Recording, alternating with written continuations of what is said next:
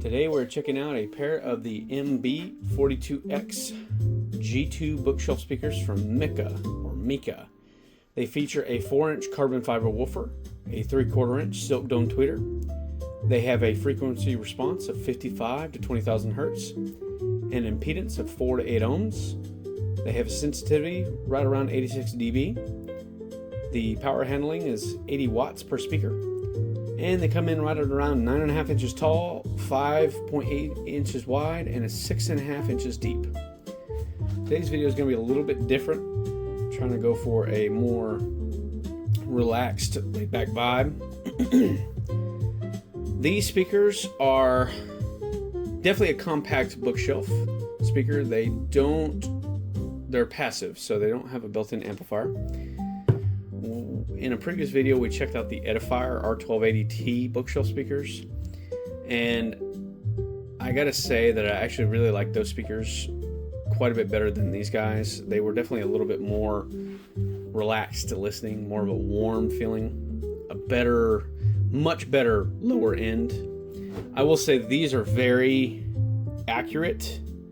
I've noticed that a couple of the songs I was listening to, there were some things I noticed in the songs that I don't normally pick up. They were more pronounced coming from these guys. They do feature a magnetic grill, which is one thing I really like. However, I do think they look pretty cool. I do like the carbon fiber woofer. And excuse the lighting in here. It's kind of dark in here. My apologies, but you can see the carbon fiber there, and it actually is carbon fiber. Like, if you feel it, you can feel the fiber weavings. Take a look at the back here. They do have plated terminals, so they're not like just plastic screw terminals, which I really like. They come with Allen key style screws. I think that's better than the Phillips style. You can see the power handling there of around the 80 watts and the 4 to 8 ohms. Now, one thing about these speakers, Micca is supposedly based here in the United States. The engineering happens here. However, they are made in China. Now, I know we can't really get away from Chinese-made things nowadays. It's kind of hard to find American-made stuff. When I first heard that these were American or based in the United States, I was hoping that they would be built here, but unfortunately they are not. It does have a little port on there. It's about 1 inch, maybe 1.5 inch by maybe 6 inches. A couple things I like about them. Like I said, the mid to high end is very detailed.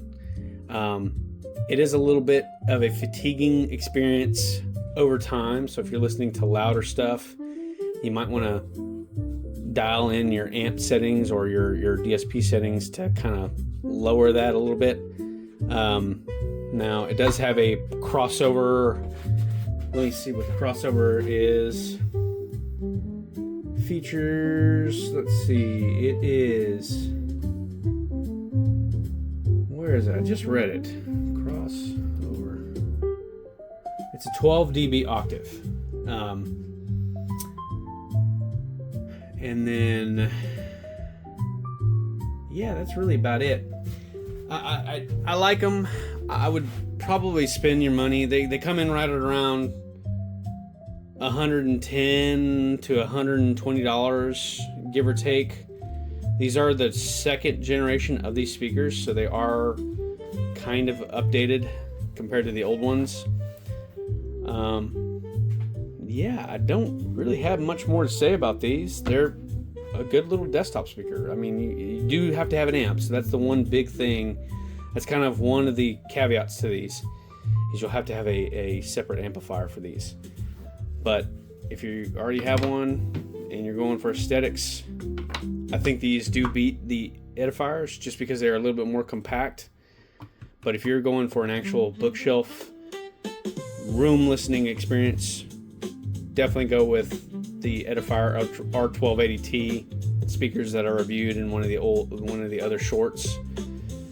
But hopefully y'all like this. Let me know if you liked this video. Let me know what I should change, if there's anything y'all would like to add or like to know on certain products. I'm not going to be doing a ton of product reviews, but I've been kind of interested in getting a good pair of bookshelf speakers that I want to keep. So my money is on the edifiers, but if you're kind of your space is constrained, go with these. I don't think you'll have a problem with these. Anyways, we'll see y'all in the next one. Talk to y'all guys later.